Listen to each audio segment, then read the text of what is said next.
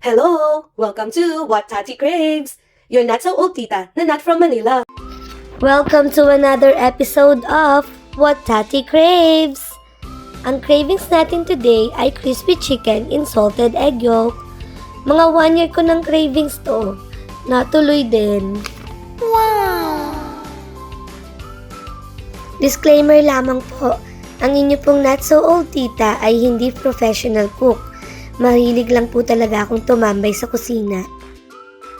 Breast part nga pala yung binili ko. Mas healthy daw kasi to. Alam nyo na, para hindi masira yung figure ko. Season lang natin yung chicken ng mabuti. Massage, ganon.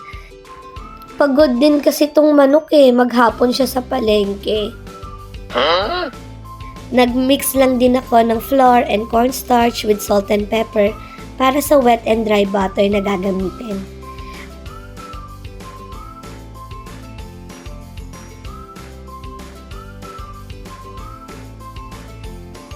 Add lang ako ng egg at kaunting water hanggang ma-achieve yung consistency na gusto ko. Consistency? Nga pala, malinis yung kamay ko ha. Ayan, okay na to para sa akin. Sunod ko naman siyang ilalagay sa dry butter para mas crispy pag pinrito yung chicken.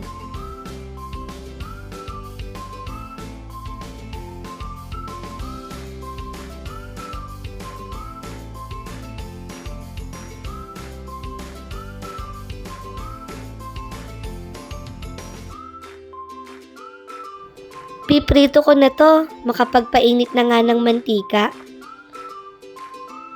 Ay, buhos ko na nga lahat to. Pwede pa din naman to pang prito ng isda.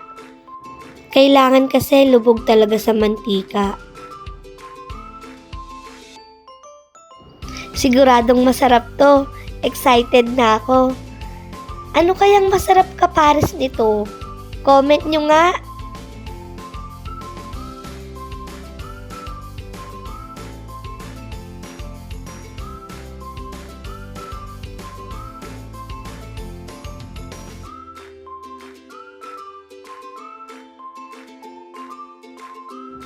Double fry nga pala ang atake nito para mas crispy.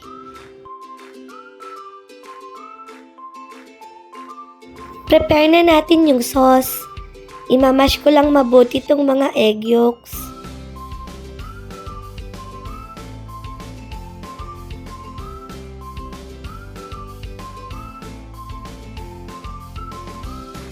Mahinang apoy lang pag nilagay yung butter.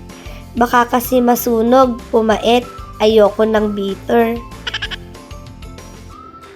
Ilagay na natin yung garlic, halo-halo, halo-halo.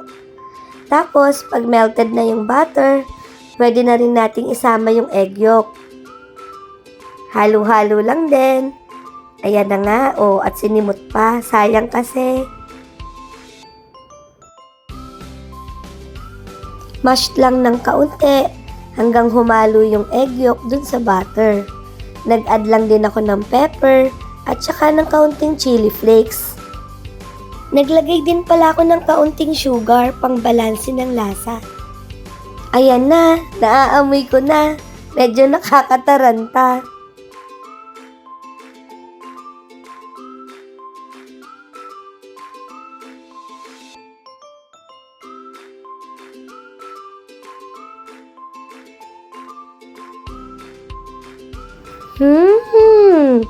Nilagyan ko nga pala ng spring onions para may green. Oy, pwede na to. Gutom na ako. Thank you for watching from your not so old tita na not from Manila.